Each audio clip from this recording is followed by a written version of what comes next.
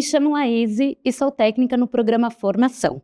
Hoje estamos aqui para mais uma oficina com o apoio do FUNCAD no Preta Hub. O tema da oficina de hoje é o trabalho com histórias de vida. Uma boa oficina! Acho que eu já estou muito bem apresentada, eu trabalho há 8 anos no Museu da Pessoa, e eu queria saber se vocês conhecem o Museu da Pessoa. Não se preocupa, não é um problema. Ninguém conhece? Ok. Então, antes de eu contar o que é o Museu da Pessoa e o que a gente faz com história de vida, eu queria que a gente fizesse um pequeno trabalho de história de vida aqui com a gente. Então, a gente vai fazer uma roda. Literalmente.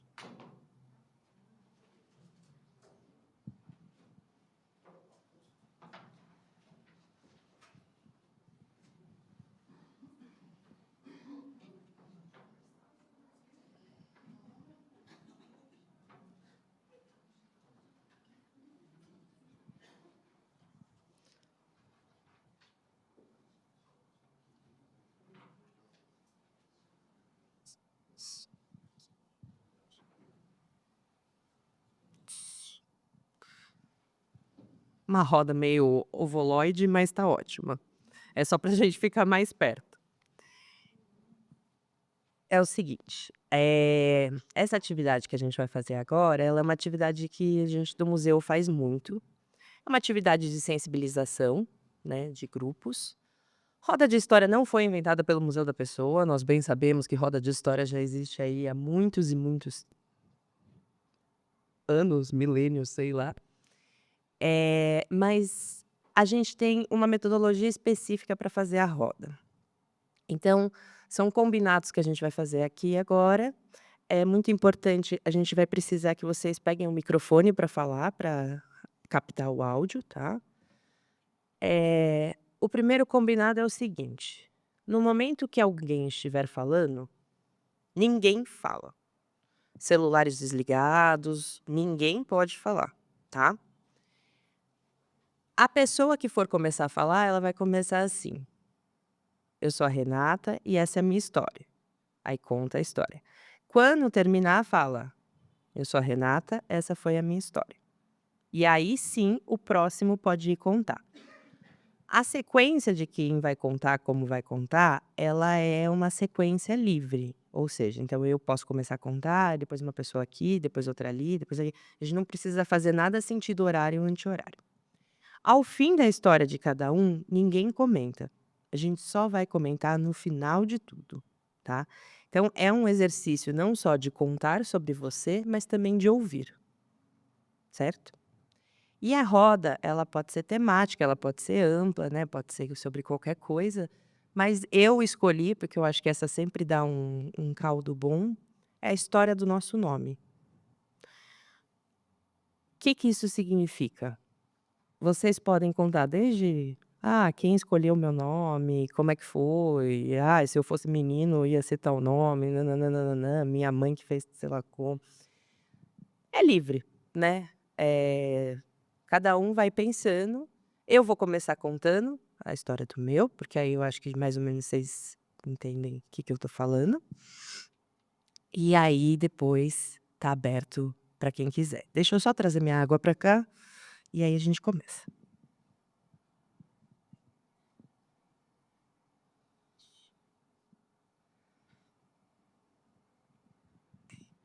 E eu não me dou bem com cadeiras também. Bom, eu sou a Renata e essa é a minha história. O meu nome, Renata, de fato, ele não tem uma história muito interessante, assim, vamos dizer. Era meus pais, eles tinham uma lista de nomes que eles gostavam, já tinham usado 2 e foram lá e usaram o terceiro, que era Renata, e aí eu nasci. O que eu gosto geralmente de contar é o meu sobrenome, é o Panti. Panti é um sobrenome italiano e ele não é, na verdade é um sobrenome adotivo da minha família.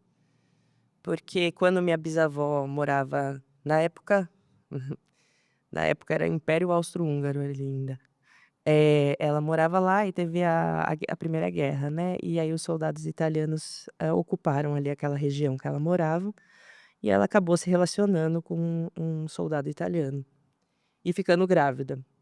Quando acabou a guerra, esse soldado foi embora e ela ficou ali numa cidadezinha minúscula, assim, tô falando de 1000 habitantes. Eh, Grávida, solteira e, né, a gente tá falando de 1920. Então, ela era, muito mal vista, né, na sociedade.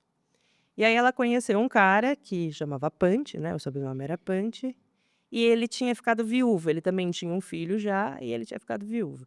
E eles meio casaram ali por uma certa conveniência, né, porque naquela época o homem não cuidava muito de criança, e ela precisava de alguém para validar ali ela. E aí, eles casaram e ele colocou o sobrenome dele no meu avô. E aí, desde então, a família essa parte da família eles depois tiveram filhos, esse casal, né, meu bisavô, né, que eu considero meu bisavô de fato, tiveram filhos e aí a família ficou bem grande, foram vários filhos e depois vieram para o Brasil, meu avô veio para o Brasil e por aí vai. Então, essa é a minha história. Bom dia, meu nome é Cláudia Rosana Feliciano e essa é a minha história. Não tem assim uma coisa maravilhosa do meu nome, porque a minha mãe, ela queria Cláudia e meu pai Rosana. Então, ele foi lá e colocou Cláudia Rosana. Meu sobrenome é italiano, porque veio da minha avó, e o meu avô era negro, escravo. E a minha avó era italiana, aí eles se conheceram no navio, e aí originou deles ficarem juntos. E é isso, essa é a minha história.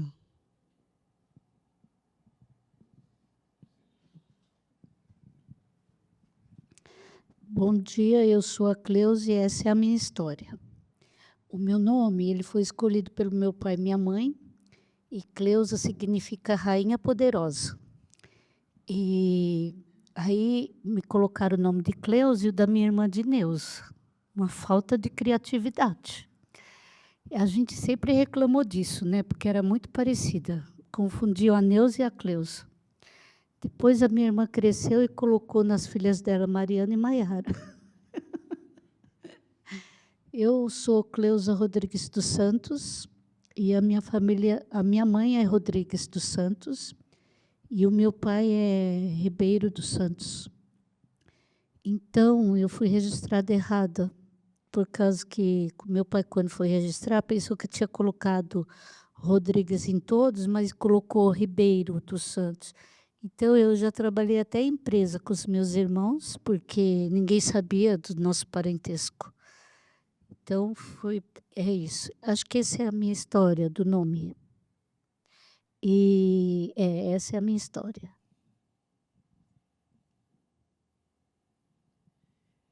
Meu nome é Lumena e essa é a minha história. Lumena é um nome que a minha mãe escolheu quando ainda era solteira, depois de ler o livro de Santa Filomena. Filomena é a amiga da luz, a que está com a luz. Lumena vem do latim lumen, que é luz. E aí ela decidiu que quando ela se casasse e tivesse uma filha, ela ia chamar Lumena. Eu gosto do meu nome, porque às vezes dá umas dor de cabeça que a gente tem que ficar repetindo um pouco, mas, mas é bom. Eu sou Lumena e essa é a minha história. Aproveitar o gancho. Bom dia, meu nome é Laide. Eu não sei a origem, né? Nem porque meus pais escolheram, mas a minha avó ela era escrava, veio, né, da África para cá. O nome dela era Orminda de Jesus, né? Eles não tinham direito a sobrenome naquela época. Só que o meu sobrenome é de Paula Ferreira. Eu acho interessante porque é um sobrenome italiano. E isso para mim assim foi como que uma graça, né? Porque minha avó não tinha um sobrenome, mas eu tive um sobrenome. Então eu reconstruí a história. E as pessoas fazem muita confusão. É Leide, é Laís, é Alaide, mas enfim, eu tenho um nome. Essa é a minha história.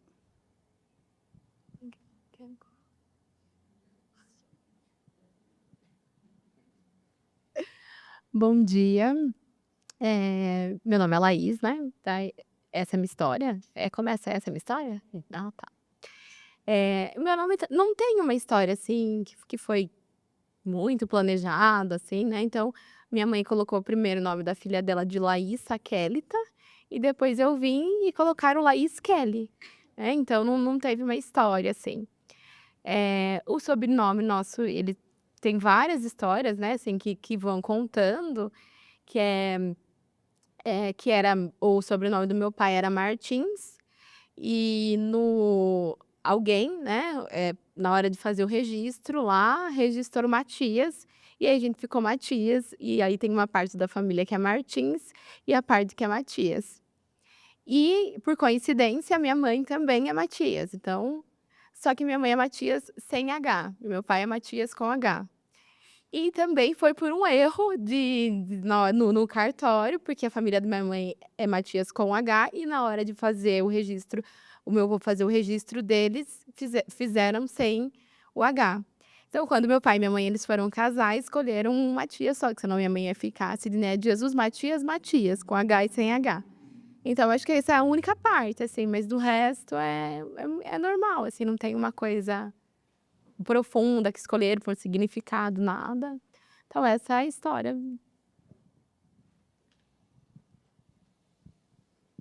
Olá, meu nome é Elisângela. Eu sou a mais nova de um grupo de irmãos, de mais 2 irmãos, e a minha mãe queria que todos tivessem, meus pais queriam que todos tivessem a inicial, né, com a letra E.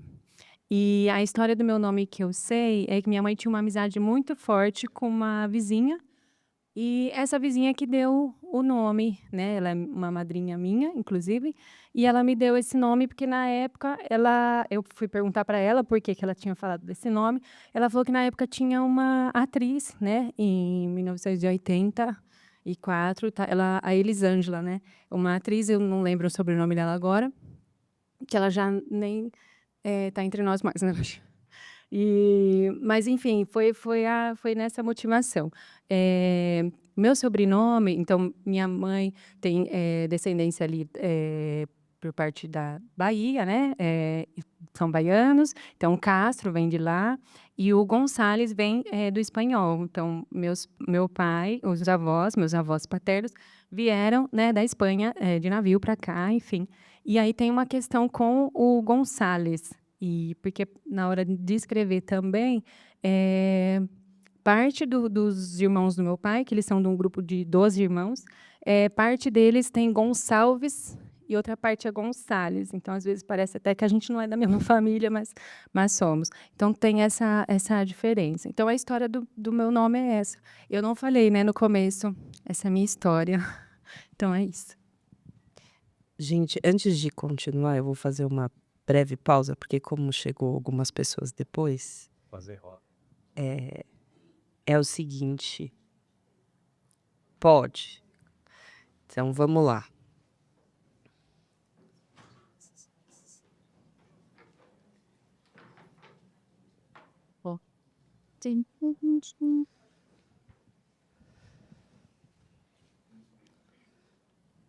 Só para a gente continuar, é o seguinte, para quem chegou agora, a gente está fazendo uma atividade de roda de história, que é a roda da história do teu nome, tá? A ideia é você começa falando, eu sou a fulana e essa é a minha história, aí você conta a sua história e quando você finaliza, você fala, eu sou a fulana, essa foi minha história. Eu tô falando fulana porque a gente só tem um representante aqui. Aí é muito importante que enquanto está sendo contada uma história, ninguém fala, ninguém conversa, né? A gente só ouve e no final a gente vai comentar, tá? Então, nesse momento é silêncio total. Pode continuar. Bom dia, meu nome é Jennifer, essa é a minha história. Meu nome é Jennifer Thaís Eleutério. E a escolha, minha mãe conta que meu nome era para ser Jennifer Barbeta Eleutério, que é o sobrenome dela, Barbeta. Mas, quando ela começou a contar para a família que eu ia chamar Jennifer, os meus avós paternos eram pessoas muito humildes, eles não eram alfabetizados, eles não conseguiam pronunciar algumas palavras. E aí eles brincavam que o nome Jennifer saía errado quando eles falavam. E aí, diante disso, minha mãe ficou preocupada como eles iam me chamar quando eu fosse criança para brincar comigo e tudo mais. E aí ela falou que ela tinha que arrumar um outro nome que os meus avós pudessem pronunciar da maneira correta. E aí ela escolhe Thaís, então minha família toda me chama de Thaís. E aí me chamam de Jennifer nos locais de trabalho, escola, né? Meio confuso nesse sentido. E aí, na hora de registrar, eles decidiram que eu não teria o sobrenome da minha mãe, porque ficaria um nome muito comprido. Então, eu sou a única pessoa da minha família que não tem o sobrenome da minha mãe, assim, entre os meus primos, meus irmãos, né? E isso, para mim, era uma grande questão quando eu era criança, que eu falava, vocês me negaram o sobrenome, né? Me negaram fazer parte dessa família. E aí, depois fui crescendo, fui entendendo, né? Hoje dou graças a Deus até, de alguma maneira. Mas foi uma coisa que pegou para mim durante muito tempo, assim. E essa é a história do meu nome. Bom dia, eu chamo Gabriela e essa é a minha história. Gente, eu não tenho muito o que falar do meu nome, porque a única coisa que eu sei da escolha do meu nome é que existia uma indecisão, na verdade, uma decisão do meu pai de que o meu nome seria Jennifer. E a minha mãe não deixou. Ela não quis e ela colocou Gabriela. E meu nome é Gabriela Vecchini Vizentin. Vecchini é da parte da minha mãe e Vizentin é do meu marido. Mas eu não sei a história de nenhum dos dois sobrenomes. E essa é a minha história. Bom dia, eu sou a Cristiane e essa é a minha história. O que eu sei também não sei se é muita coisa, acho que não muito, assim, mas parece que houve também um pouco dessa indecisão entre pai e mãe aí, que nome dar, que nome escolher. Havia a possibilidade de ser Tatiane ou Cristiane, né? E tem um fato engraçado, acabou ficando Cristiane, mas minha mãe, no decorrer assim da minha infância, ela me chamava de Tati, que eu acho que talvez fosse o nome que ela queria dar, né? Enfim. E o nome completo, na verdade, é Cristiane Zamuner Cortez, né? O Zamuner, ele é italiano, né? Muita gente, é um sobrenome assim que às vezes eu até abrevio muito, porque apesar de ser fácil de escrever, na pronúncia às vezes eu tenho que explicar muito, né? E o Cortez vem do espanhol, que é parte aí do meu pai, né? Essa foi minha história. Bom dia a todos. Essa é a minha história. Meu nome é Brenda, meu sobrenome é bem complicado. É Brenda Chapiewski Gonçalves. Meu sobrenome ele tem origem polonesa. Então eu tenho bastante a estrutura da minha família, né? Porque é um nome bem comum. Então eu já pesquisei, eu tenho uma árvore, não do Chapiewski, mas do Stahl, que não entrou no meu sobrenome, porque é da parte feminina, né? Então, o Chapiewski ficou, que é a parte ucraniana, o Stahl. Então, eu tenho a árvore, né, desse sobrenome desde 1625, que eu consegui pesquisar. Então, e tenho o Gonçalves, né, que é da parte portuguesa, não tenho muitas informações, né? É um sobrenome mais comum, né? Então, eu não consegui trazer tantas informações, né? Eu tenho até minha bisavó, mas o Chapiewski que eu consegui achar a época que chegaram, né, meus antepassados aí no Brasil, devido à Segunda Guerra Mundial, foi, né, o motivo deles migrarem para cá. Eles chegaram em Santa Catarina e mais precisamente São Bento do Sul, a cidade, né? E aí foi se originando com outros sobrenomes aí, até chegar no meu, que é Chapiewski Gonçalves. Foi uma junção aí da parte polonesa, ucraniana, portuguesa, uma mistura. Essa é a minha história. Sou a Juliana e essa é a minha história. Eu não sei também muita coisa, assim, no meu nome, mas o que a minha mãe chegou a me compartilhar comigo é que a escolha do meu nome se veio de um desejo do meu avô, o pai dela. E aí um certo dia eu falei: "Mãe, quem escolheu meu nome?" Ela: "Seu avô, ele que escolheu." Falou: "Juliana, vai ser Juliana." Então meu nome completo é Juliana Viana dos Santos. Viana veio da parte da minha mãe e Santos do meu pai.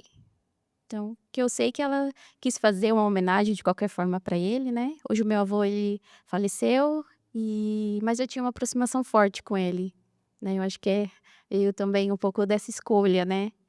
E é isso, essa é a minha história. Bom dia, meu nome é Isabela e essa é a história do meu nome. Eu acredito que não se havia pensado em nenhum nome para mim, porque eu nasci em 4 de julho, dia de Santa Isabel. E eu só não me chamei Isabel porque minha mãe tinha uma tia chamada Isabel. Então, assim, nome do santo, né? E não tem nada muito elaborado, não tinha dúvida, não tinha nada. Foi o que veio, né? Não se haviam pensado. E essa é a história do meu nome. Bom dia. A minha família toda é de matriz africana. E a minha mãe era muito nova. E ela não me queria, por vários motivos, nova, tinha que trabalhar. E ela queria abortar. Daí nisso, a minha. Porque assim, que na realidade é tia dela, mas como ela me criou, eu chamo de mãe.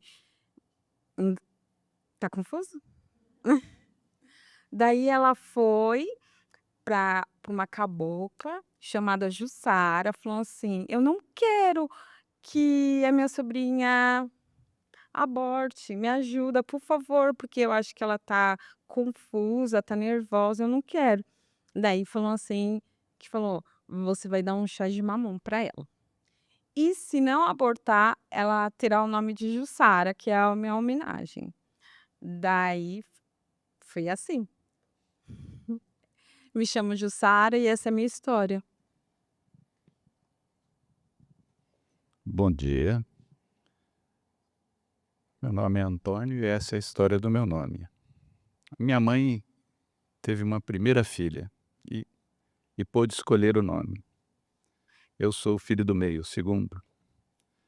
E meu nome é Antônio Ferreira da Silva Júnior. Consequentemente, o nome do meu pai. Ela falou: agora você escolhe. Eu escolhi o primeiro, você escolhe. Foi isso. Essa é a história do meu nome.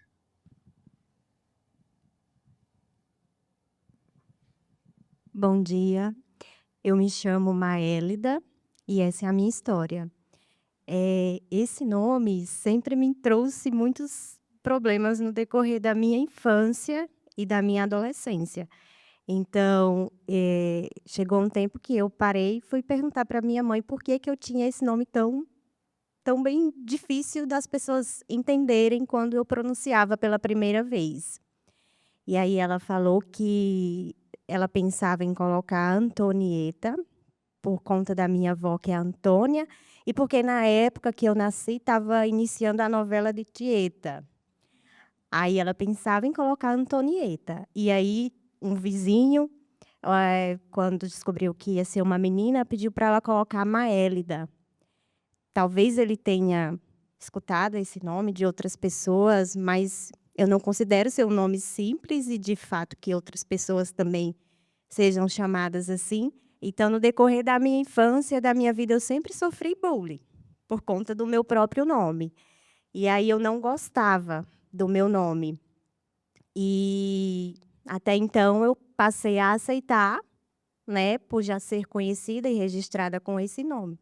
Mas o meu nome é bem difícil de entender, né? Então, até hoje é bem complicado. E até hoje eu sigo com esse nome, mas eu não gosto. Eu preferia ser chamada de Maria, que é mais simples. Então, essa é a minha história. Meu nome é Pamela, essa é a minha história. Meu nome é Pamela, o nome composto é Esther, né? Pamela Esther. O Pamela vem da minha avó, por parte de mãe, que é Palmira, então P de Pamela por causa da Palmira, e o E de Esther por causa da minha avó paterna, que é Edmeia. Quando meu pai foi fazer o registro no cartório, o meu nome é Pamela Esther Santos, só que as minhas irmãs têm o dos Santos. Só que o meu pai foi registrar no cartório, ele esqueceu do dos. Aí ficou só Pamela Esther Santos. Essa foi minha história. Bom dia, meu nome é Juliana Feitosa e essa é a minha história. Quando minha mãe estava grávida, ela estava indecisa entre Juliana e Ana Paula. E aí ela morava com a minha tia, e eu fui criada por duas mulheres, a minha mãe e minha tia deu a ideia, põe Juliana, eu gosto de Juliana, né? E aí ficou Juliana Feitosa, porque teria o sobrenome da minha avó, que é Barroso, e elas ficaram em dúvida se ficaria Juliana Feitosa Barroso. Aí elas optaram por deixar só o Feitosa, por causa do meu avô, tal. E meu nome é Juliana e essa é a minha história. Bom dia, meu nome é Jane e essa é a minha história. Bom, a minha história do meu nome não é glamuroso. A minha mãe teve 13 filhos, eu sou a penúltima. Eu acho que ela já estava cansada de ter que pensar em nomes para os filhos. Então, eu nasci numa época mais ou menos do filme do Tarzan. Penso eu que ela achou muito bonito o nome Jane e colocou meu nome. Nunca cheguei a conversar com a minha mãe sobre isso, são pensamentos meus. Meu sobrenome é muito comum, é Jane Alves de Oliveira, sobrenome totalmente do meu pai, porque minha mãe era Bom Sucesso e ela detestava o sobrenome dela. E aí meu pai colocou da minha primeira irmã, que chama Solange Bom Sucesso de Oliveira. E quando ele chegou em casa, minha mãe quis morrer. Meu Deus, esse sobrenome é horroroso. Aí todos os outros 12 filhos dela não têm o sobrenome dela. Aí a gente fala para minha irmã que ela é adotada. Né? Meu nome é Jane e essa é a minha história.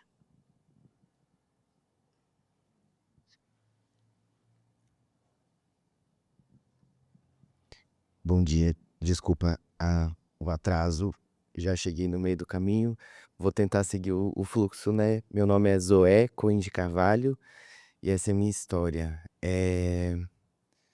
Acho que o meu nome vem de alguns livros, foi quase aprovações, assim, fui passando em testes, eles descobriram um livro do Philip K. Dick, que é de ficção, e aí tinha Zoé, e aí eles foram lendo outros livros que apareceu durante a faculdade, e aí foi firmando esse nome, e aí eles foram num show do Chico Buarque, e eles falaram, bom, se tocar a música Vida, que tem a ver o nome, né, então vai ser Zoé mesmo, e aí fechou, não tem mais livro, vai ser isso. E aí foi um show que acabou a luz, que aconteceu várias coisas, mas que ele canta essa música sem luz, a capela, e aí eles falaram, bom, então acho que vai ter que ser esse mesmo, acho que firmou. E então ficou Zoé. E o sobrenome é também total do meu pai, mas ainda firmando o Cohen, que é da minha avó, então eles fazem questão de que seja Zoé Cohen e todos os Cohens da família. O que fazia com que meu avô ficasse horrorizado com a gente, mas a gente bancou isso também com eles. E é isso, meu nome é Zoé e essa é a minha história. Quem tá fora da roda quer contar também?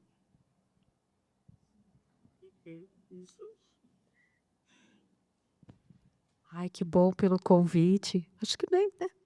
Bom, eu fiquei muito instigada em participar, porque meu nome é Marilene, eu uso meu nome social Mari, mas até 1 ano e 8 meses, meu nome foi Patrícia.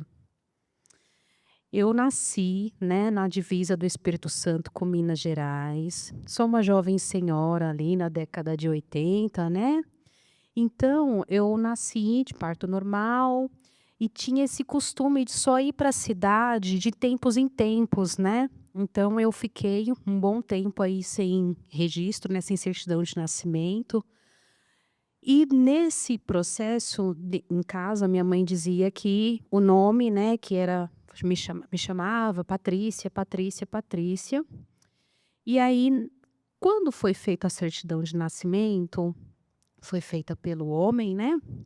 E aí ele mudou, né? Ele foi lá, fez o registro, né? Essa pessoa que fez, eu acho que é importante pontuar, essa pessoa que fez o registro não foi o meu pai biológico, mas fez um registro com o nome de Marilene. Posteriormente, minha mãe sabe que Marilene foi uma ex-namorada dele. Enfim, Mari Maciel, é isso. Agora eu convido vocês a refletir um pouco. A gente ouviu todas essas histórias. Será que tem uma palavra que vem na cabeça depois de ouvir tantas histórias? Tem um sentimento que vem? E aí, quem quiser, fala. Eu vou começar, para mim, assim, erro de cartório. É uma palavra que me veio muitas vezes aqui. Se alguém quiser, a gente leva o microfone.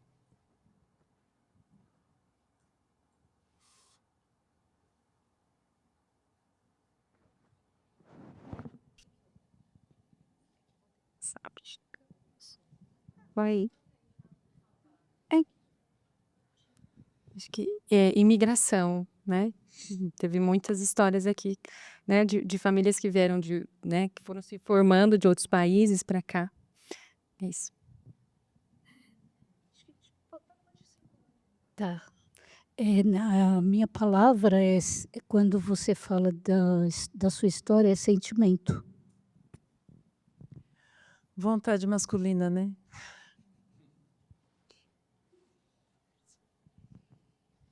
Me veio identidade. O que me veio é o inusitado, né? Porque você é a primeira Lumena que eu conheço. E a Maélida também.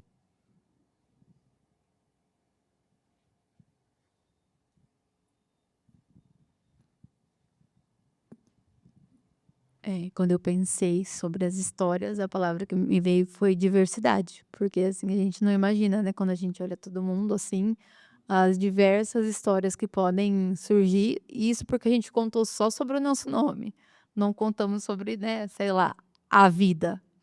E é isso. Eu fiquei pensando muito em pertencimento. Acho que tem muito, né, esse trajeto das histórias dos pais ou dessas figuras de referência que vão pensando na gente, né? E aí nomeiam a gente de alguma maneira. Então, legal. Me veio a mesma coisa, nós não temos poder para escolha, né? Então escolhem por nós, né? Aí vem aquela questão de não saber o nome, o significado, como foi o caso dela, que gerou tanta dor, né? E também sobre erro de cartório, que também realmente traz muitos problemas. Agora vocês falando, me veio também uma coisa de expectativa, né? A expectativa sobre o filho começa no nome, né?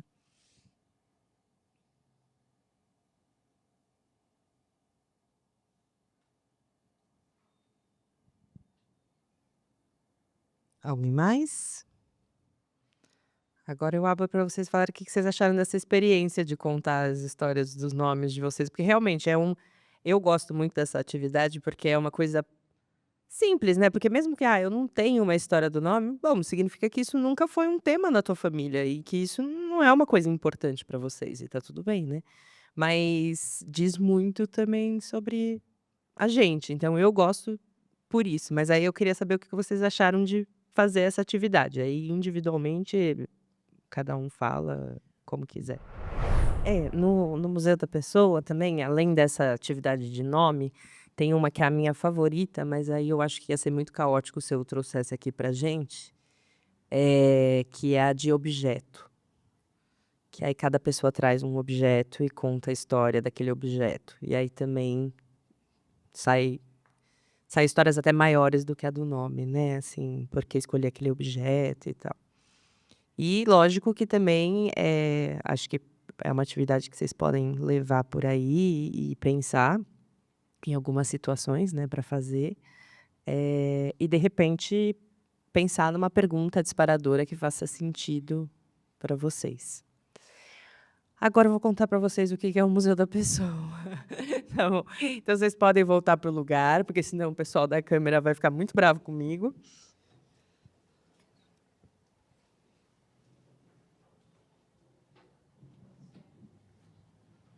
que é isso aqui?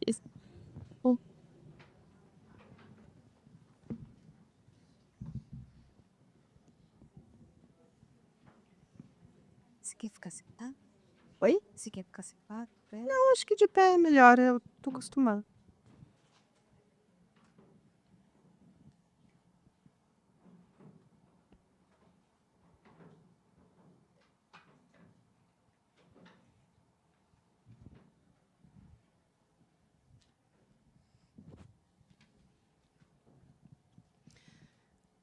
Eu vou começar, a gente vai fazer uma meia horinha e aí a gente tem uma pausa depois, tá?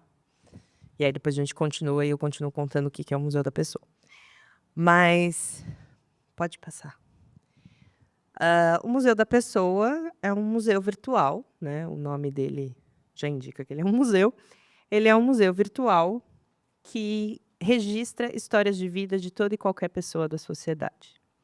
Então a gente tem uma sede física, que é uma sede administrativa, não é uma sede expositiva, tá? Se vocês quiserem acessar todas as histórias do nosso acervo, elas estão disponíveis no site mesmo. As exposições que a gente faz, elas são híbridas, então tem uma versão digital para ser acessada de qualquer lugar que a pessoa tenha acesso à internet, né? E também temos algumas exposições que a gente faz presencialmente, mas sempre em instituições parceiras, né? Nunca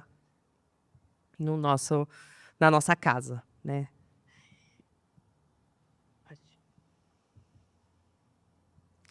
Aí, como missão, a gente se coloca como uma instituição que quer inspirar, provocar e transformar a sociedade por meio das histórias de vida e que acredita que no futuro, né, nossa visão de futuro, o mundo onde a memória e as histórias de vida sejam reconhecidas como elementos fundamentais para enfrentar desafios da sociedade. O Museu da Pessoa, ele nasce de uma proposta ele nasce em 91, né? Ali na década de 80, 70, já começaram uma série de discussões sobre museus que não eram um tipo tradicional, né? Porque a gente tem museu tradicional que todo mundo aqui consegue pensar em um. Então, um MASP, um Museu do Ipiranga, um MAM, ok, são museus tradicionais, né? Ali no final da década de 70, 80, começaram-se alguns debates internacionais sobre a sociomuseologia, museologia social e ecomuseologia e etc. Ok, a gente não vai entrar nesses detalhes muito acadêmicos, mas assim, começou-se a se debater a importância de museus que eram construídos com a sociedade e não para a sociedade, né? E o Museu da Pessoa, ele nasce um pouco nesse debate. É que aqui no Brasil, por conta da ditadura militar, essas discussões não chegaram muito bem. Elas chegaram meio atrasadas, né? Mas tudo bem. E aí, o Museu da Pessoa, qual que é a ideia? Que a pessoa, né, que é qualquer pessoa, ela pode ser 3 coisas para a gente. Ela pode ser acervo, a partir do momento que ela contar a sua história, ela é parte do nosso acervo. Ela pode ser um visitante, a partir do momento que ela entra ali, e ela também tem um papel de curadoria, porque o museu ele se coloca como colaborativo. O nosso acervo está lá disponível para que outras pessoas olhem para aquele conteúdo e façam suas criações. A gente, inclusive, faz algumas atividades, tipo a mostra audiovisual, que a gente abre o nosso acervo para que produtores audiovisuais façam edições com esse conteúdo e ganhem prêmios. Mostra educativa, que é para professores que querem usar essas histórias também. E tem a ferramenta no nosso site de montar coleção, que seria uma ferramenta de curadoria, né?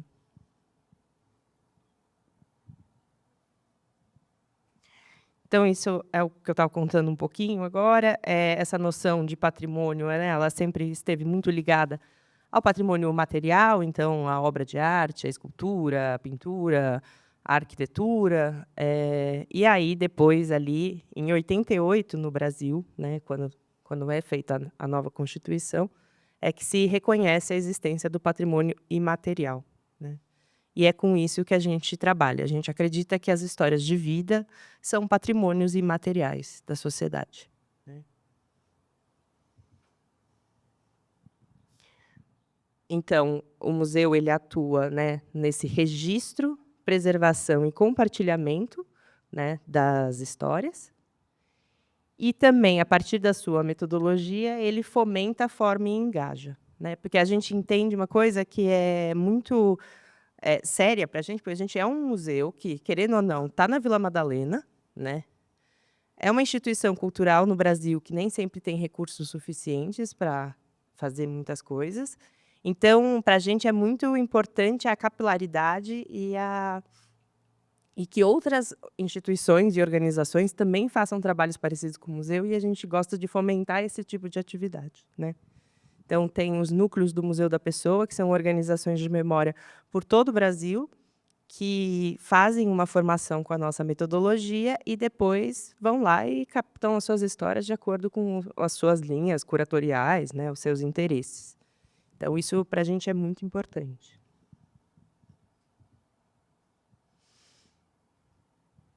Temos uma... Eu não sei se vocês conhecem tecnologias sociais. Não? Tá. A Fundação Banco do Brasil, ela certifica tecnologias sociais. As tecnologias sociais, elas são ferramentas, né, tecnologias, vamos dizer, que elas geram um alto impacto social, elas têm que ser de baixo custo e atuar em larga escala. Então, tem que ter essas 3 características para ser considerado uma tecnologia social. O filtro de barro é uma tecnologia social. É uma coisa fácil de você aplicar, com alto impacto, né, na questão da saúde das pessoas e... impacto social, baixo custo e larga escala, ou seja, muita gente pode usar. O soro caseiro também é uma tecnologia social. Então, são esses saberes que vêm e que são de alto impacto para a sociedade. E aí, em 2007, mais ou menos, a Fundação Banco do Brasil chegou para o Museu da Pessoa e falou assim: a gente queria pensar e construir uma tecnologia social para a memória.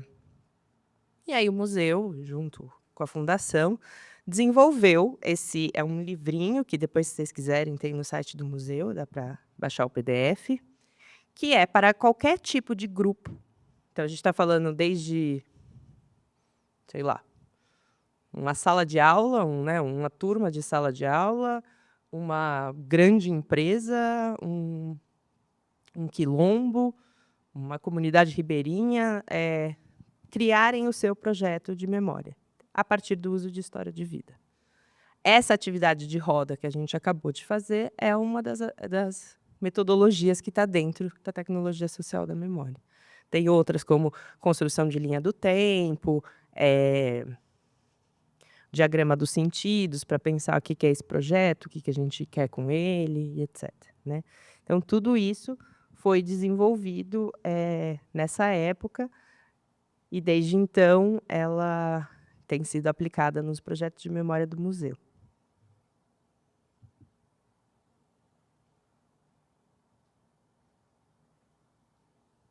Bom, o Museu da Pessoa, ele surge ali em 1991.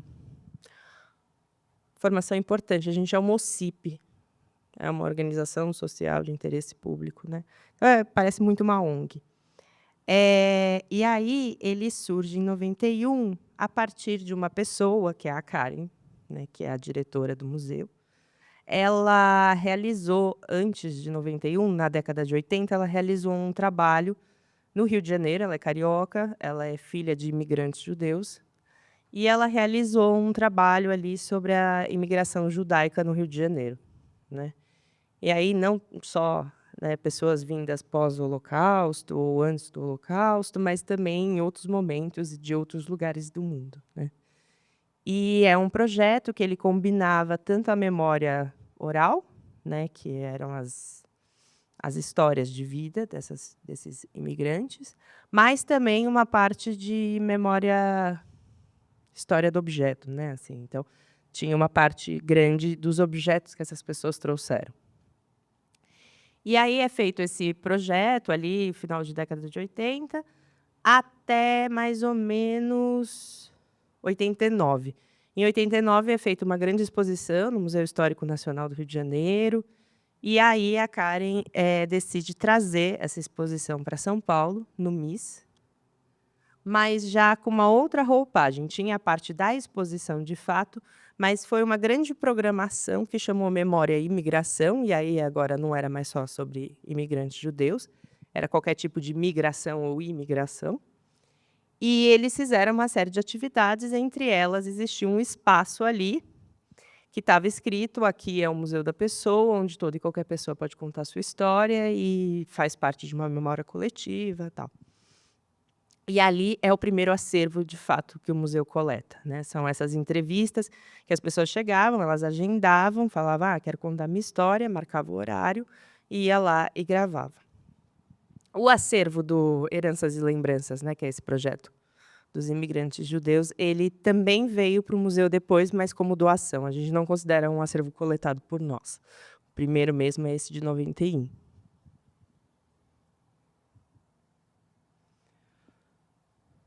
Então, como eu falei, essa é a Karen, nesse evento ali.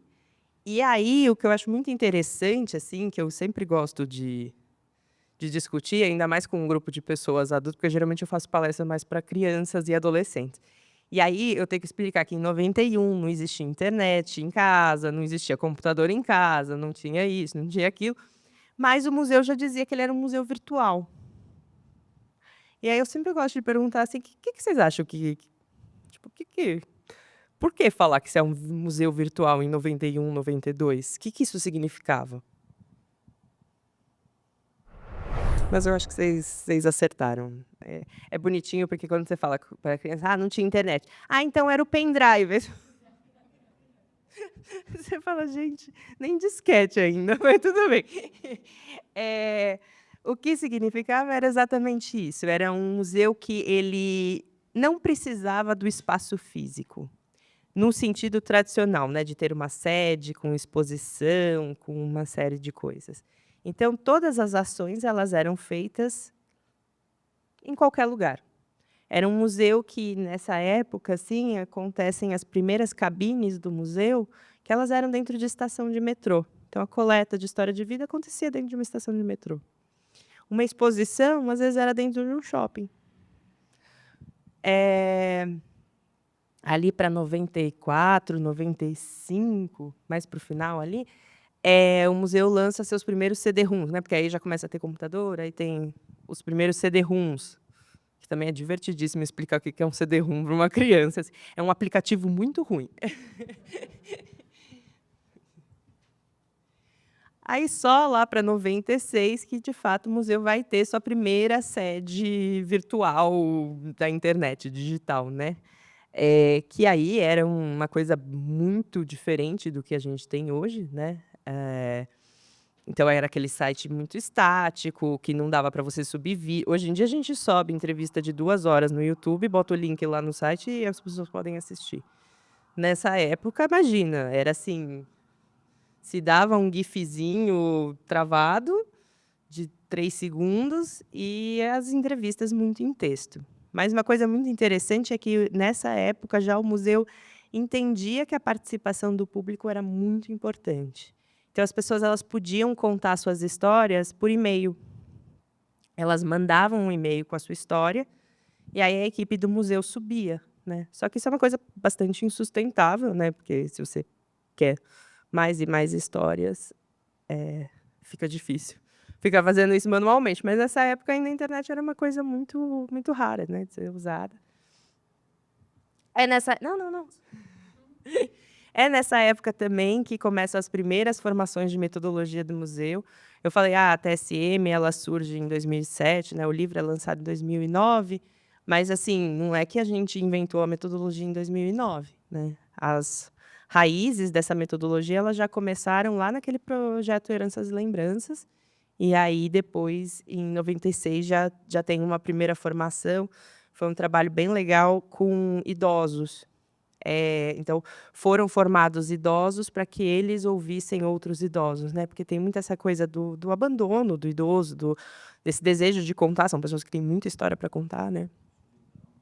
E acabam ficando bastante sozinhos. Então, foi um trabalho realizado aí nessa época de formação. E aí, a nossa história, assim, ela muito conversa com o desenvolvimento de tecnologias, né? Então, ali em 2003, a gente tem uma plataforma que o contar a história já é automático, então ninguém precisava mais mandar e-mail, já existia a possibilidade de contar. E que também a tecnologia social da memória, que é ali para 2007. E 2003, né, a gente tem uma mudança política bem importante no Brasil, né, que entra o governo Lula, e o Lula traz o Gil para o Ministério da Cultura. E aí, nesse momento, cria-se os pontos e pontões de cultura, né? E isso foi o primeiro trabalho em rede do Museu da Pessoa, foi a partir dos pontos e pontões de cultura. O museu ele vira um ponto de cultura, depois vira um pontão, e o pontão ele articulava várias organizações, vários pontos de cultura pelo Brasil que trabalhavam memória. E aí é uma primeira que hoje a gente chama de núcleo, que, né, nada mais é do que uma reinvenção aí desse período, só que acaba meio morrendo na praia depois, né, esse negócio, mas tudo bem. Foi uma época bem importante. Nessa época também a gente começa a ter uma rede internacional de museus da pessoa. Então, são organizações fora do Brasil que compartilhavam a metodologia, mas atuavam de forma independente.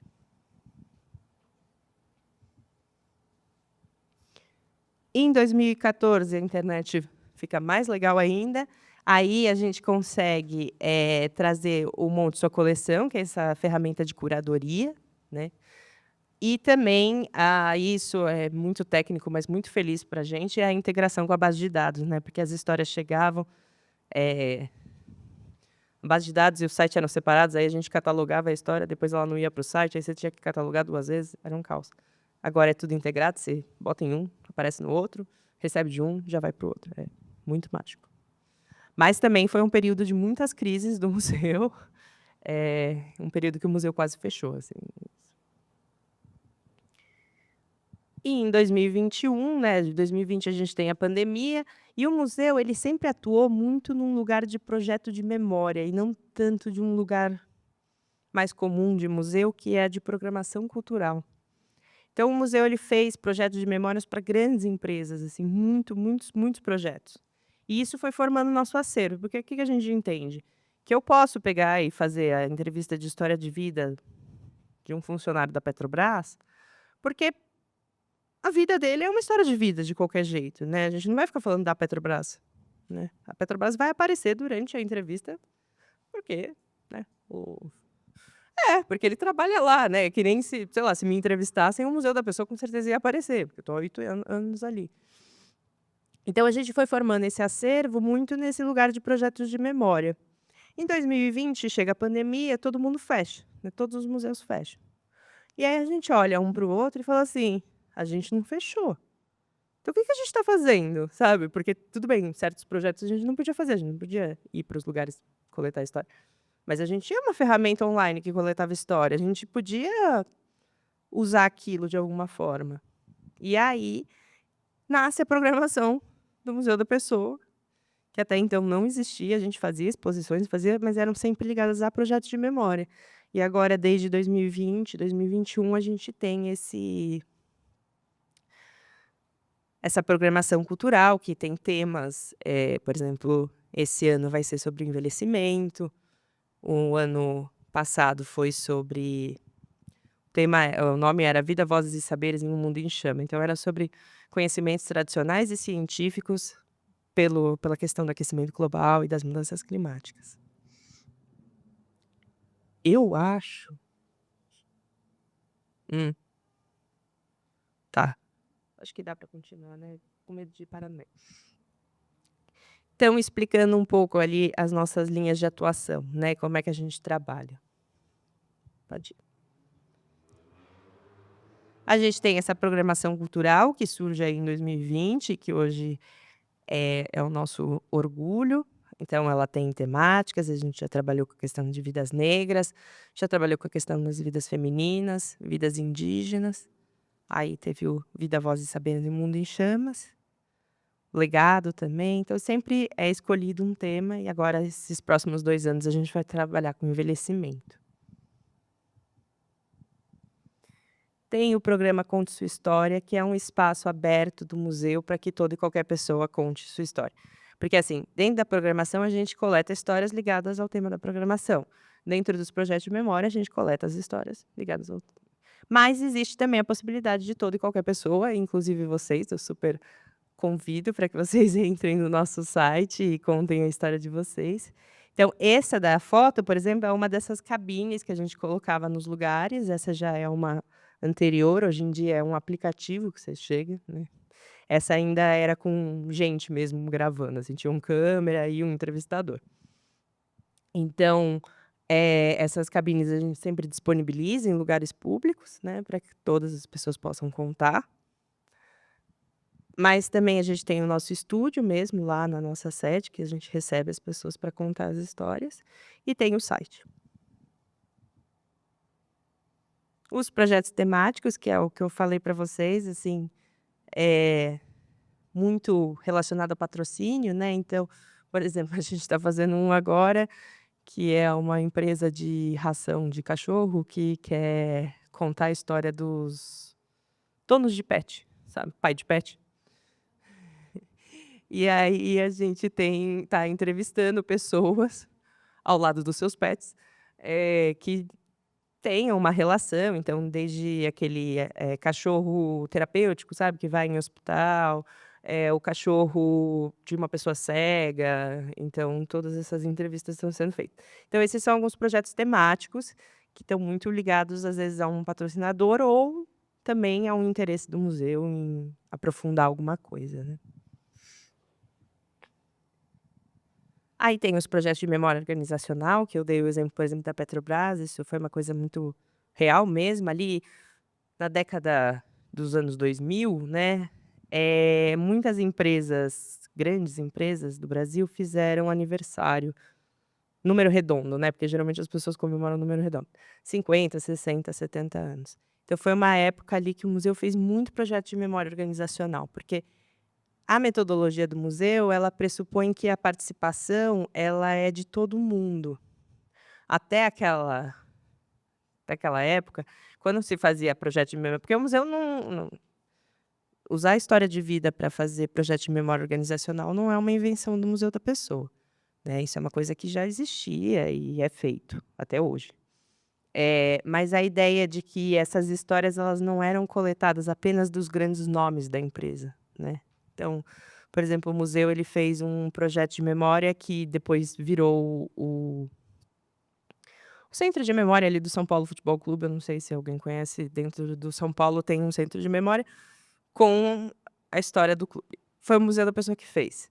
E aí a ideia era, bom, a gente não vai entrevistar só os cartolas e os grandes jogadores.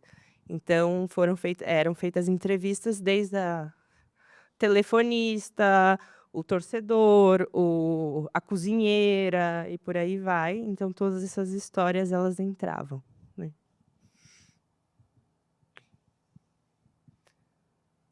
As ações educativas do museu, que hoje em dia elas estão passando por uma revisão, mas assim, por muitos anos o museu teve um projeto que chamava Memória Local. Então, a gente formava professores para que eles trabalhassem a metodologia do museu dentro da sala de aula. E aí os alunos eles tinham que selecionar alguém da comunidade deles que eles queriam entrevistar. Eles faziam um roteiro de entrevista. Aí no dia vinha a pessoa, né? Eles entrevistavam e iam desenhando a história daquela pessoa. E ao final, assim, era criado um livro ou uma exposição com essas histórias. Aí vinham os entrevistados, vinham os alunos para a exposição. Então era um processo muito interessante. As redes, né, e essa multiplicação da metodologia, que para a gente é muito importante, que hoje são os núcleos, mas que já foram os pontos de cultura, pontões, etc., que a gente tem articulado aí por todo o mundo.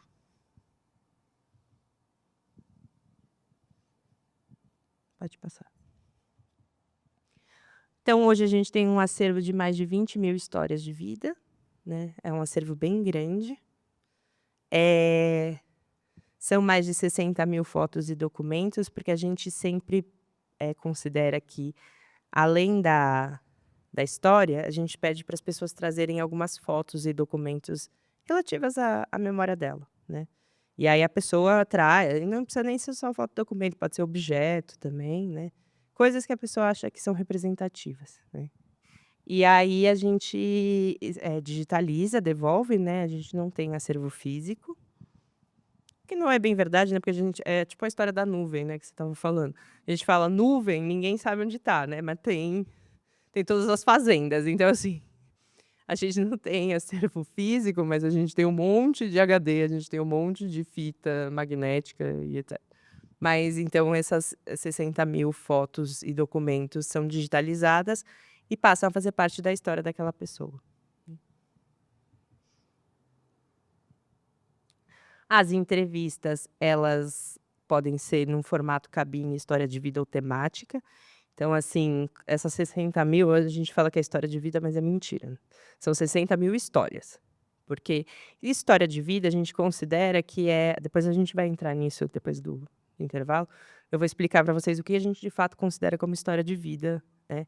Então, é um processo inteiro da vida da pessoa, né? As cabines são essas entrevistas que eu falei que são mais curtinhas, são mais temática, mais curtas e mais, assim, ligadas a um tema. Então tem uma pergunta disparadora, um pouco o que a gente fez na roda, né? E as entrevistas temáticas, elas realmente são sobre algum tema específico que você quer explorar com aquela pessoa.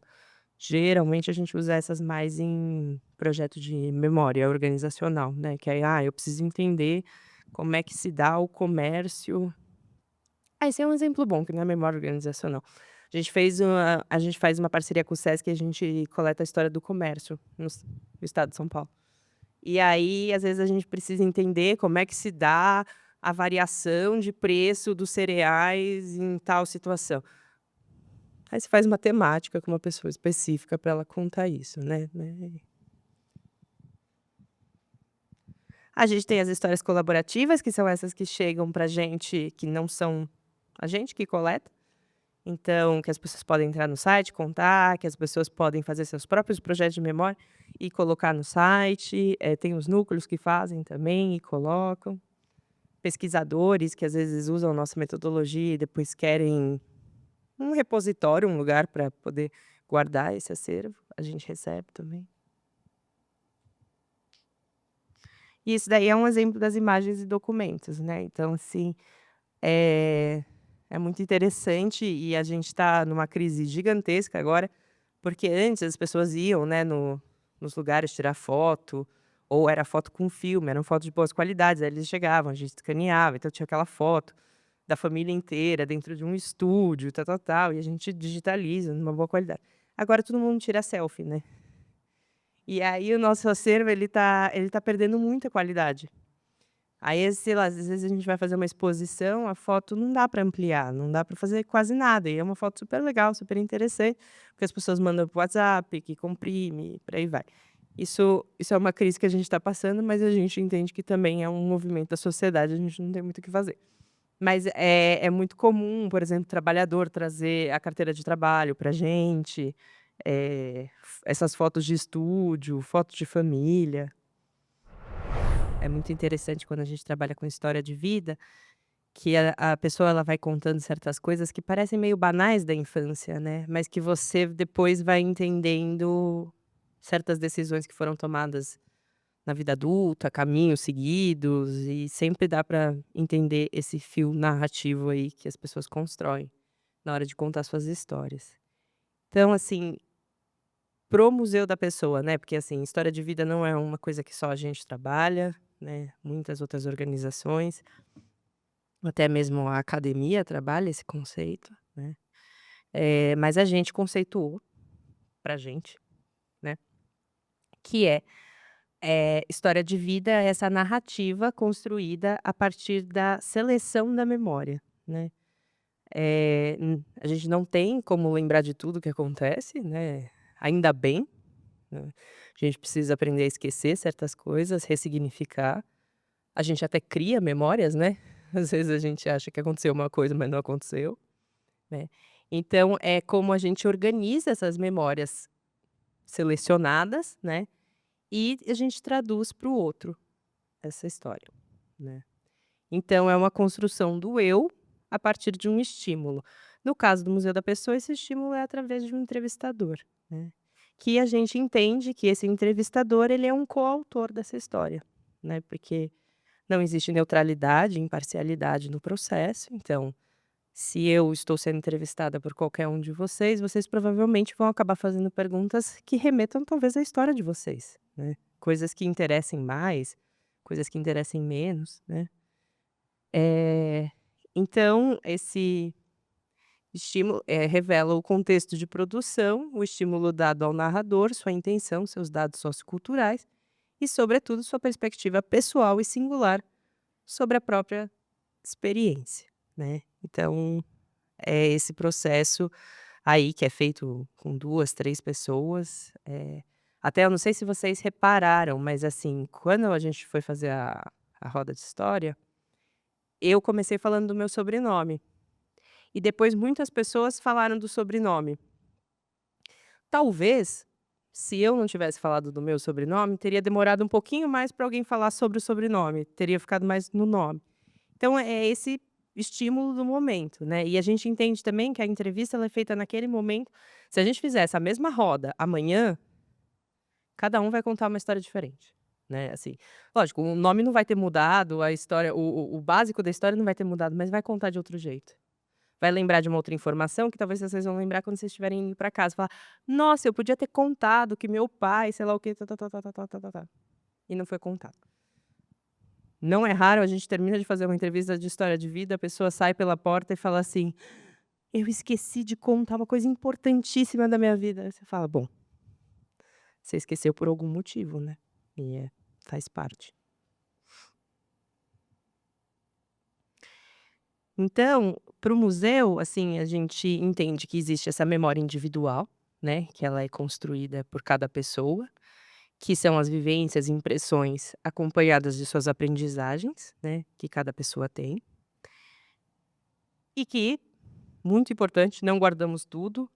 Eu gosto sempre de fazer uma brincadeira. Alguém faz aniversário hoje? Não? Então hoje é um dia comum, certo? Ninguém tem uma data especial hoje. O que vocês estavam fazendo no ano passado, nesse dia? Dia 27 de fevereiro de 2025. Alguém sabe o que estava fazendo? Porque é isso, né, provavelmente não marcou. É que nem aquela coisa, assim, às vezes a gente não lembra o que comeu ontem, mas lembra de um restaurante que foi em sei lá quando e que, nossa, a comida foi super especial, porque aquele dia foi especial por causa de alguma coisa. Então, a memória é isso, a gente seleciona o que nos marca, e às vezes é até uma marca no corpo mesmo, né, às vezes é uma marca mental, mas a gente vai selecionando e também é muito importante dizer que não somos uma ilha, né, então, assim, essa relação com os outros também vai formando essa memória, né. Sociedade, e às vezes não é só o outro aqui, né, a gente está falando de uma sociedade, de um mundo, tudo isso vai compartilhando. E aí, o que a gente também entende por memória coletiva, né, que nós temos as individuais, mas nós temos as coletivas, que é um conjunto de registros eleito pelo grupo. Então, se a gente quisesse aqui nessa sala criar uma memória coletiva, a gente poderia. A gente precisaria, a partir das nossas individuais, ver aonde a gente tem pontos de conversão, pontos de divergência e ir selecionando, né. E aí, de novo, né, a história, a cultura, a sociedade, tudo isso está dentro desse processo. Tem um texto que eu adoro, que é do escritor Borges, é um escritor argentino, e é um conto, né, assim, 6 páginas, é bem pequenininho, vale a pena, tem na internet. Chama Funes o Memorioso. E o conto, ele fala o seguinte, né, o Funes, ele sofre algum tipo de acidente, eu não lembro muito bem o que que é, mas ele passa a lembrar de tudo. E ele lembra absolutamente tudo que acontece na vida dele.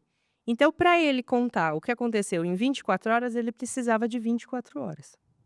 Então ele lembrava como o sol estava, como a sombra fazia, o que a pessoa estava fazendo, o que ela estava usando, nã-nã-nã. Ele lembrava absolutamente tudo. E aí o Borges, ele termina esse conto falando isso. O Furnes, né, ele havia aprendido sem esforço o inglês, o francês, o português, o latim. Suspeito, contudo, que não era muito capaz de pensar. Pensar é esquecer diferenças, é generalizar, abstrair. No mundo abarrotado de Furnes, não havia senão detalhes quase imediatos. Então, esse processo de contar a história, eu acho que essa frase ela sintetiza muito bem.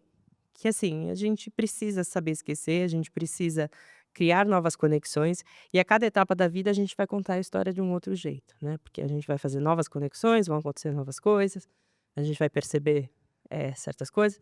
A história que eu mostrei aí do Luiz Rufato, talvez antes dele virar escritor, ele não contaria sobre essa coisa da biblioteca.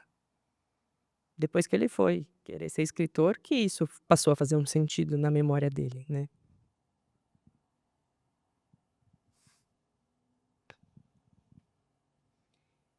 E aí, pra gente, quando a gente vai fazer uma entrevista, né, de história de vida, a gente parte muito de algumas premissas importantes, né. A primeira é que entrevistados não são informantes. Então, o nosso acervo ele não é feito de documentação, acima de qualquer suspeita, vai, vamos chamar assim. As pessoas elas estão lá para contar suas histórias. A nossa memória é falha, a gente já combinou isso, né. Então, assim, aquilo que está sendo dito não é a verdade com V maiúsculo, que até a gente pode discutir muito se ela existe, né. Mas, assim, então a gente não está lá para saber, assim, o que aconteceu no dia tal de tal, mesmo que seja para uma pesquisa histórica. Quando a gente trabalha com histórias de vida, a gente entende que aquela narrativa ela vai ter que ser cruzada com outras narrativas, com outras lembranças daquele mesmo momento e com outras fontes, né, documentais, textuais e por aí vai, né. E pra gente, o que mais importa não é o que a pessoa está dizendo, mas como ela constrói esse processo. Então, o conteúdo não é o mais importante. É como ela vai fazendo essas ligações, é esse processo de ligar as memórias, de fazer causas e consequências na sua narrativa. Isso pra gente é importante. E que cada narrativa é, sem dúvida, singular, né, não existe nunca vai ser igual, e mesmo sendo a mesma pessoa, com o mesmo entrevistador, numa diferença de um dia para o outro, né. Vai ser diferente, a gente sabe disso. Então é essa articulação, esses momentos de silêncio, esse choro que às vezes sai, essa risada que vem e não está muito bem explicado, todo esse processo é o que a gente faz, né, é o que a gente registra. Por isso a gente sempre tenta, registrar em formato audiovisual, né, que aí você consegue ter mais a totalidade. Mas não impede também de você ter essas histórias em texto ou só em áudio.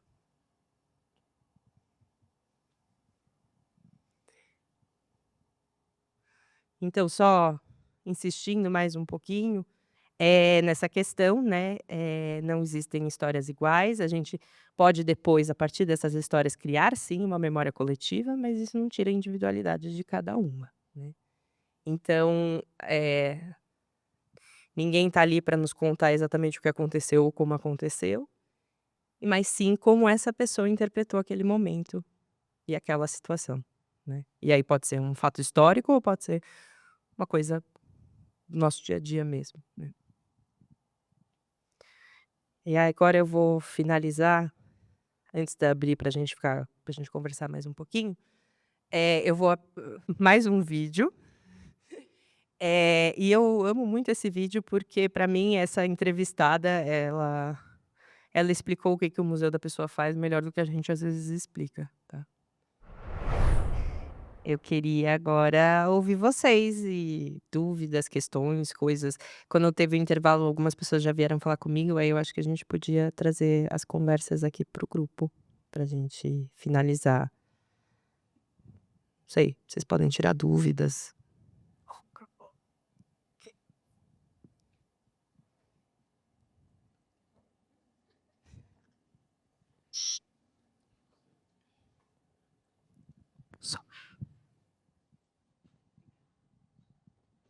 quero aproveitar de você, Renata.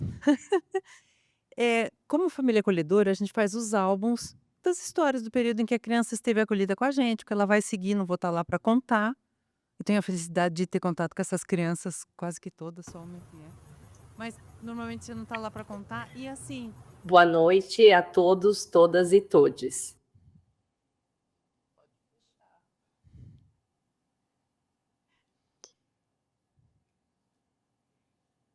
e aí eu vejo você falando, então de repente, pela sua experiência, a gente faz um álbum, eu falo que o álbum é mais difícil para mim do que acolher, porque é uma responsabilidade de eu contar uma história. E aí, assim, como aconteceu esse fato dessa minha acolhida falar assim, o meu nome, eu falei, poxa, é uma informação que eu tenho e me preocupa isso, né? Eu falei assim, o que que é importante? Que eu nunca pensei nessa questão do nome, não é importante para mim, e ela trouxe como muito importante para ela nos seus 8 anos.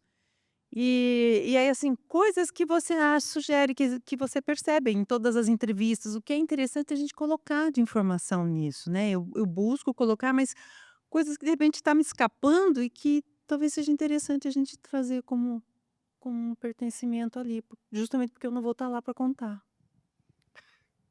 Então, o que eu posso te falar é o que a gente geralmente nas entrevistas pergunta sobre a infância das pessoas.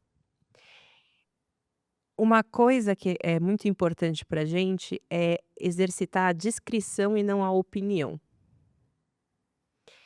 Então, lógico que nenhuma entrevista é só descritiva e nenhuma entrevista é só opinativa. Mas quando a gente vai fazer perguntas, a gente vai para esse lado que force a pessoa, né, que a resposta seja uma coisa descritiva. Então, a gente nunca pergunta: "A sua infância foi boa?", porque primeiro a gente já está, de certa forma, presumindo que foi, né. Depois a gente pode receber uma resposta do tipo: "Sim", "Não", e aí você fala: "Ai, que eu faço com isso agora?". Nada. Né. Então a gente sempre, busca as descrições. Então, quais eram as brincadeiras que você fazia na sua infância? Com quem você brincava? Pode até chegar num o que você sentia quando você fazia essas brincadeiras. Como é a casa que você passou esse período, né. E aí num lugar muito de descrição, poxa, a casa era um apartamento, tinha 2 quartos, aí tinha o cheiro da cozinha que vinha, e aí eu lembro que a minha comida favorita era tal. E aí você já vai traçando algumas memórias que depois essa criança, né, vai poder olhar novamente e refletir, ver as coisas que ela vai lembrar, tem coisa que vai esquecer, né. E então, assim, eu iria muito por esse caminho que a gente usa para as entrevistas, então coisas de brincadeira, a escola, como é que é a escola, professor favorito, alguma matéria que goste mais, com quem brinca na escola, do que brinca, eh, lembranças da casa, brinquedos favoritos, isso também é uma coisa bem interessante. Eh, então eu iria um pouco nessa linha. Assim, mas eu devo dizer que eu nunca, nunca, nunca entrevistei uma criança ou fiz alguma atividade desse tipo com elas, então tem que ser um pouco lúdico talvez, né. Não, aí você já me deu uma luz, porque eu não fazia nos primeiros álbuns, mas agora eu tenho colocado uma página tipo gosto ou não gosto, porque eu particularmente acolho bebês. Bebês me vêm da maternidade para minha casa, então é meio você vê e eles falam muito, os bebês, falei, são 10 bebês, eles são 10 crianças diferentes, apesar de ser recém-nascido. E aí eu comecei há alguns álbuns atrás, já comecei a fazer essa página do gosto ou não gosto, e a gente percebe muito mesmo, né. O meu marido faz canto coral, então as crianças gostam.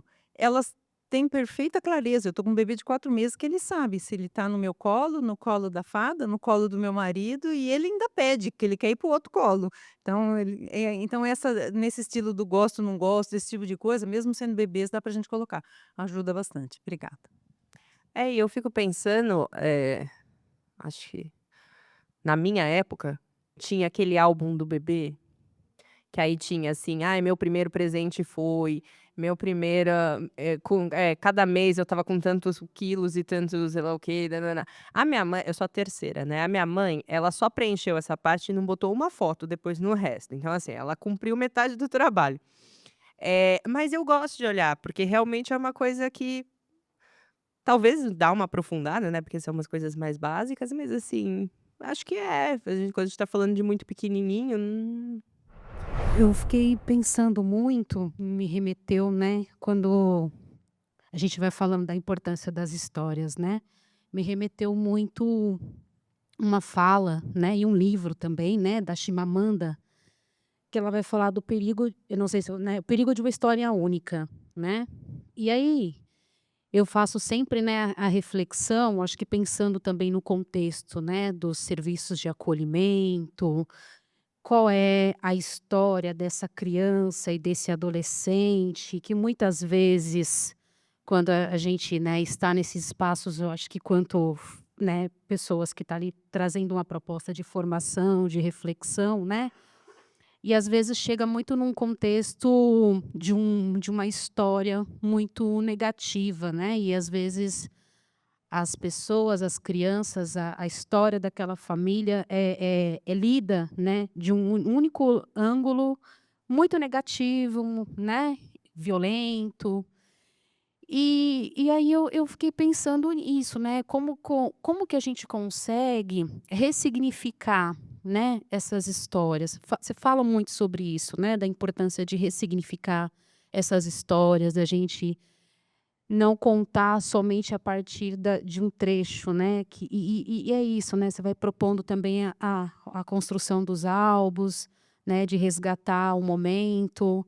Para mim, particularmente, o cheiro me remete muitas lembranças. Às vezes eu não lembro especificamente do episódio, do que aconteceu, eu não tenho uma imagem visual, eu tenho uma imagem olfativa, né. Aí você deu um suspiro, é isso, né. Me remete às vezes a alguns cheiros, né. Eu acho que eu queria, né, eu acho que falar um pouco, se você puder compartilhar um pouco sobre isso, né, como que a gente consegue ressignificar essas histórias difíceis, né, e saindo um pouco dessa perspectiva de uma história única e a gente ser lido apenas por um único contexto. Obrigada. Eu não vou responder isso ainda, mas, quando você estava falando, me veio uma coisa que talvez seja um exercício interessante de se fazer, de novo, quando é um pouquinho maior. Quando a gente pede para as pessoas trazerem as fotos, né, primeiro já existe um exercício de curadoria ali das fotos e de seleção, né. Depois a gente pede para a pessoa explicar a foto, mas não é colocar uma legenda do tipo: "Ah, eu e minha mãe no shopping".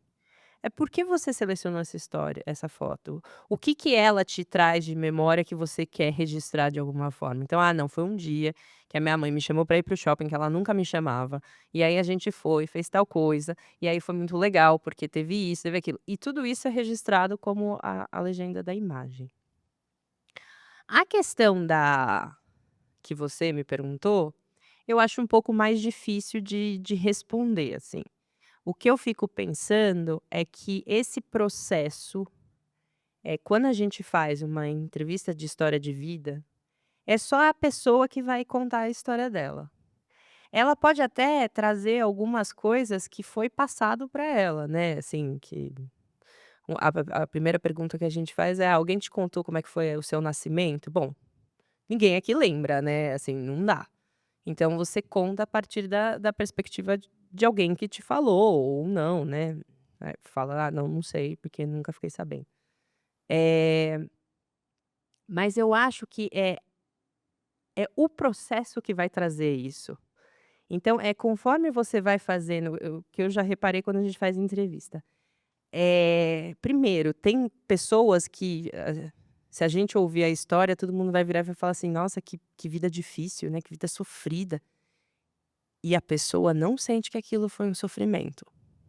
A pessoa encarou a vida de um jeito, assim, e aí isso é uma postura muito importante do entrevistador. Jamais a gente fica assim: "Nossa, mas e aí?", sabe, isso é inadmissível.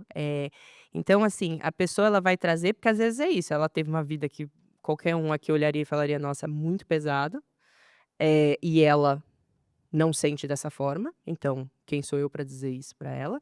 Ou o contrário também, né, uma vida, assim, super de luxos e bonança e a pessoa assim: "Ai, mas eu sofri muito".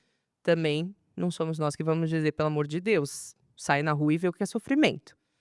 A gente não tá nesse lugar. porque a história de vida ela tem a sua singularidade e uma magia ali que acontece. O que eu percebo pelas entrevistas quando a gente faz é que a pessoa ela começa a fazer essa conexão. Então é no processo que existe uma certa, eu não vou falar cura, nem nada do tipo, cura no sentido de cuidado, não de curar, de ficar bom, de sarar, né? Cura no sentido original da palavra mesmo. Então, existe esse processo que vai acontecendo. Desculpa. É, na hora que ela conta a história, porque ela começa a fazer conexões que ela nunca tinha feito. Então, é nesse processo, sabe? É isso que eu acho que é o mais maravilhoso de quando você vai perguntando e vai ouvindo e vai sentindo. E é lógico que você, como uma pessoa externa, você talvez tenha mais facilidade para sentir esse processo e ir encaminhando as perguntas, né? Mas a própria pessoa vai. E isso eu acho muito interessante. E é um trabalho do entrevistador quebrar a narrativa. Ai. Porque às vezes a pessoa chega com uma história pronta. Ah, eu quero contar isso, isso, isso e aquilo. E aí você tem que ir quebrando. Então, eu acho que tem uma coisa que é bem importante de eu contar, é que no museu a gente grava a entrevista, né? A gente disponibiliza no site. Essa entrevista depois ela pode ser usada em exposições, livros, né? A pessoa assina um termo licenciando o museu pelo uso daquela história. Mas a gente entende o tempo inteiro que a história é da pessoa. E aí, graças a Deus não é muito, mas não é raro, entrarem em contato e pedirem a retirada da história. Assim, eu não quero mais que a minha história esteja ali. E isso eu acho que é uma. Você estava falando de ética, né? Assim, é uma questão muito importante pra gente, dessa ética de tipo, não. E mesmo que é isso, assim, custa muito dinheiro pra gente gravar uma entrevista. É muito caro. Mas a gente entende que é assim e que não é negociável. Ah, às vezes a pessoa não quer nem tirar a história inteira, ela quer tirar um pedacinho ali que ela falou, sei lá, de um casamento que não existe mais. Esse é o caso mais clássico, assim. Ah, me separei e não quero mais que na minha história tenha a parte do meu romance, né, assim. Então, isso é um caso mais clássico. Mas tem pessoas que é isso, sei lá. Ah, ainda mais hoje em dia, né, que você vai procurar um emprego, todo mundo digita seu nome no Google antes de te chamar para uma entrevista. E aí tua vida inteira tá ali, né? Então tem essa questão, é um pouco essa coisa, né? Todo mundo conhecia, mas a família foi embora, porque pelo amor de Deus, né? Assim, saber todos os detalhes da tua vida. E de certa forma acaba sabendo, né? Então, isso é uma coisa que a gente vive, né? Eu queria fazer uma pergunta para a Lumena, que é família acolhedora. Lumena, nós, eu e a Pamela, nós somos do Família Acolhedora Moca, que está sendo implantado, né? Ela é psicóloga, eu sou a pedagoga. E aí a gente está buscando conhecimento, né, sobre o família. E tendo você aqui, ia ser inevitável de perguntar. Dentro do contexto de família, de histórias, eu queria saber de você, assim, com relação a como que se você tem alguma estratégia para o desligamento com a criança, porque existe um prazo determinado, né? E como que você age na questão de fazer com que seja um momento histórico na vida dessa criança, mas um momento positivo, um momento consciente, né? Um momento de construção na vida dela. Aí eu queria saber um pouquinho de você.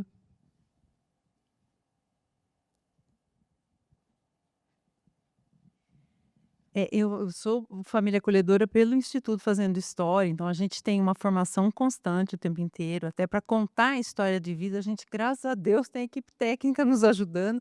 O Zoé está aí, ele é da equipe técnica lá do Instituto, acho que ele é melhor até do que eu para contar. Então, tem estratégias que eles nos colocam, mas a história vem para nós, na verdade, a história que a equipe técnica acha que é importante para a criança ali, assim, não é especular em cima da vida do outro. Então, o que a gente vai fazer é isso. Então, eles vão ter o conhecimento no álbum, a gente vai contar a história, claro que de uma forma delicada.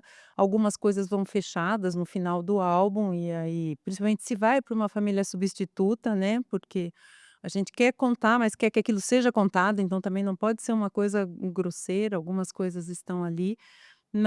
Mas a criança tem direito de saber a história dela, né? Então isso vai. Quem sou eu? Normalmente eu ponho muito pouco foto da gente no álbum. A gente tem uma página lá que a gente diz família acolhedora. E por que que eu, né? Quem sou eu nessa fila do pão? O que que essa pessoa, por que que eu morei com essas pessoas e tal? Então a gente coloca e vai estar lá esse período em que esteve com a gente. Na hora de ir embora, normalmente a gente faz uma despedida, porque é um momento que a gente vai ter muita saudade, mas é um momento de alegria. É um momento que você finalizou um trabalho em que você entendeu que aquela criança vai seguir com a história dela. Então a gente faz uma comemoração ali, uma despedida, a gente faz um piquenique na praça onde a gente ia com ela todo dia. Então, esse é um momento positivo. E por todos os que eu já acompanhei, as crianças entendem muito melhor que os adultos. O sofrimento é dos adultos. As crianças tiram de letra, de letra. E eu tenho a felicidade, né, desses 10 acolhimentos, eu só não acompanho a primeira, que inclusive está fora do país, mas as outras crianças todas eu acompanho. E as crianças ainda, elas se encontram, a gente virou ponto de encontro lá em casa. Então eu tenho às vezes 3, 4 crianças, ex-acolhidos, brincando junto. E uma delas virou um dia e falou assim: "Ah, esse é meu meio-irmão." Ela criou o meio-irmão de família acolhedora. E eu falei assim: "Então, você vê como ela entendeu, ela na cabecinha dela já elaborou, já está tudo certo e tal." Então, assim, as crianças entendem que lá em casa é provisório, que não é permanente. Eu acho que esse é a essência que a gente tem que entender como família acolhedora, é isso. O que que eu estou fazendo aqui? Que eu sou uma pequena página na história dessa criança. Tenho a felicidade de continuar participando, mas senão tá tudo certo e fiz o que era meu trabalho fazer, né. Mas as crianças entendem muito bem esse caminho, então a gente faz a despedida. O instituto trabalha com uma aproximação que vem gradual, então, se é família de origem, que não tem proibição, a gente continua levando semanalmente para visita, então não se perde o vínculo com aquela família de origem. E se for para a família substituta, no momento de ir embora, ele não vai embora do dia para a noite. Vai se fazendo visitas, várias visitas, acompanhamento, faz um pernoite, volta, fica nesse ping-pong e ele vai entendendo que lá, uma criança disse isso uma vez: "Agora eu vou para minha família do para sempre?" Eu falo: "É." Então, isso veio de uma criança, não veio da equipe. Então é assim, aí a gente adotou, mas é a criança que trouxe. Eu falo que eles elaboram muito bem isso daí. E aí a gente vai fazendo várias visitas, então quando a criança vai embora, às vezes, se é criança maior que já verbaliza, às vezes ela fala: Então." Sabe como é que é? "E aí, não vai nunca?" Mas mesmo os bebês, mais de uma vez eu liguei para a equipe técnica, eu falei: "Essa criança precisa ir embora, ela está pronta. Ah, não quer mais." Ela falou: "O que eu estou fazendo aqui? Por que que eu vou ter que ir de novo?" E não é que ela não gosta da minha casa, mas ela quer a casa dela. Então, assim, eu acho que é muito legal a troca com o instituto, é muito jóia, a equipe técnica, assim, é uma experiência grande, a gente está lá desde 2016, né, então, assim, foi muita muita história para contar. Eu acho que essa troca entre as equipes, assim, entre serviços é muito importante, porque, nossa, eu acredito muito nesse trabalho, muito, muito mesmo. Não sei se eu te respondi.